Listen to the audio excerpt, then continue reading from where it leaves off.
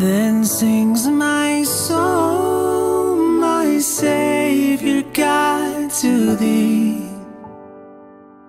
How great thou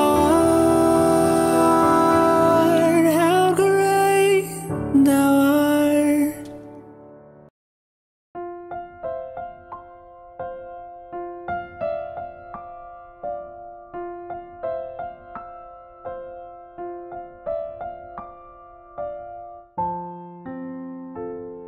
David Brainerd adalah seorang misionaris untuk suku-suku Indian di Amerika. Ia lahir pada tahun 1718 di Amerika Serikat. Sejak usia 8 tahun dia sudah kehilangan ayahnya dan pada usia 15 tahun ia kehilangan ibunya. Kisah mengenai masa kecilnya tidak banyak diceritakan. Namun dari sebagian hidupnya, dapat terlihat bahwa ia adalah seorang Kristen yang taat. Ia hidup sejaman dengan raksasa-raksasa rohani seperti Jonathan Edwards, John Wesley, dan George Whitefield.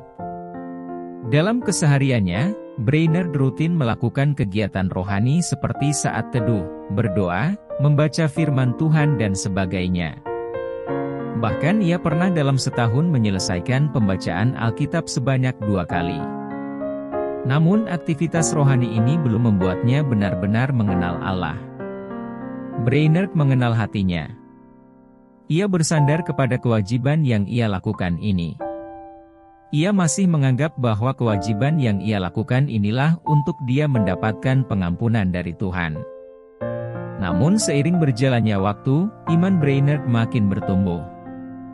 Ia makin menyadari bahwa dengan usahanya sendiri, tidak mungkin ia dapat memperoleh keselamatan untuk dirinya sendiri.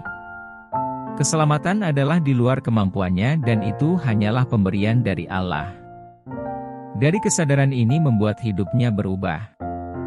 Ia dapat melihat kasih karunia Allah yang besar kepada dirinya dan segala hidupnya ia pusatkan hanya untuk kemuliaan Allah. Dalam pergumulannya, Brainerd memiliki kerinduan mengabarkan Injil ke suku-suku Indian terpencil di Amerika. Ia mulai mempersiapkan dirinya untuk terjun ke bidang penginjilan ini. Ia mengikuti rangkaian ujian dari lembaga misi yang mengutusnya. Akhirnya Brainerd ditugaskan mengabarkan Injil untuk suku-suku Indian di pelosok. Walaupun sempat mengalami kendala karena bentrokan antara suku Indian dan orang kulit putih, akhirnya Tuhan membuka pintu untuk Brainerd dapat melayani suku Kaunameg di New York. Kendala lainnya dalam penginjilan yang dilakukan Brainerd adalah keterbatasan bahasa lokal untuk berkomunikasi dengan suku ini. Ia mulai merasa sangat kesulitan dan putus asa. Namun Tuhan menolongnya dengan mempertobatkan seorang dari suku itu untuk menjadi penerjemah bagi Brainerd. Masih begitu banyak lagi kesulitan yang ia hadapi. Bahkan kesehatannya mulai terus menurun.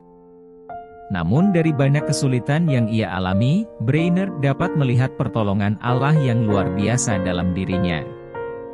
Dengan mengendarai kuda, Brainerd mulai memberitakan Injil di suku-suku Indian di lokasi lain.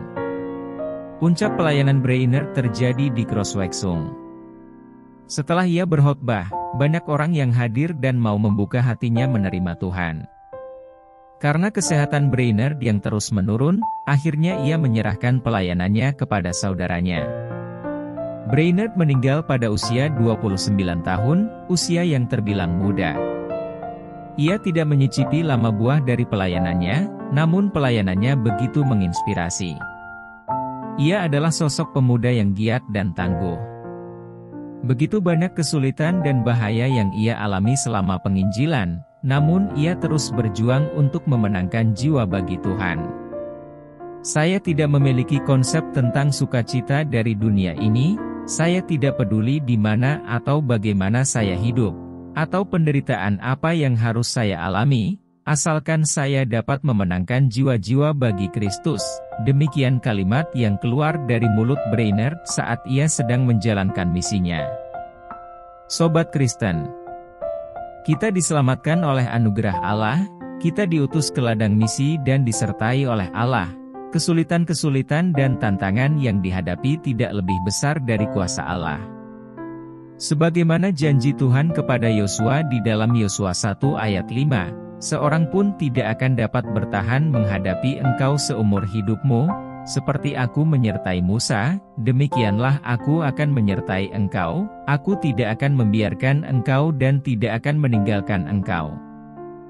Hal yang sama pun terjadi pada kita, jika kita sungguh-sungguh mempercayainya, seperti dikatakan dalam Roma 10 ayat 15 bahwa seperti ada tertulis, betapa indahnya kedatangan mereka yang membawa kabar baik. Shalom. Tuhan Yesus memberkati.